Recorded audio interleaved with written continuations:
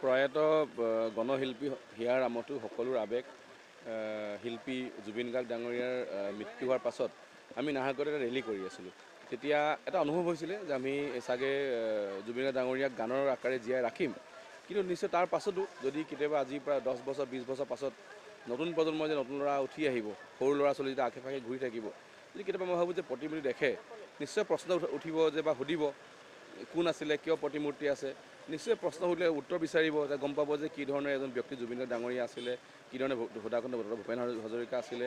তেতিয়া তেখেতলোক অধ্যয়ন কৰিব, গম পাব, বুজিব। আৰু মই ভাবোঁ যে জুবিন গাৰ্গ ডাঙৰীয়া ভূপেন হাজৰিকা ডাঙৰীয়াৰ লিগেচি আমি গান আৰু তেখেতলোকক স্মৰণ কৰি জীয়াই ৰাখিব লাগিব। সেইকাৰণে প্ৰতিশ্ৰুতি দিয়া অনুসৰি এই 4 মাহৰ ভিতৰত আমি এই দুটা মূৰ্তি নিৰ্মাণ কৰি উলিয়াব সক্ষম হ'লোঁ। আৰু আজি নিৰ্বাচন ঘোষণাৰ আগে আগে যাতে ৰাইজে আৰু ৰখিব লগা নহয়, আজি নাহৰকটীয়াত এই দুটা প্ৰতিমূৰ্তি উন্মোচন কৰা হ'ল।